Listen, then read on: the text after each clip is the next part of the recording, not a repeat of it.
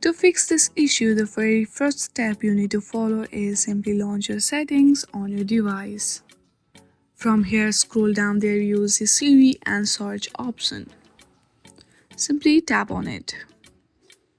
Once you go to the Siri and search, on the top you will see listen for option. Go through it.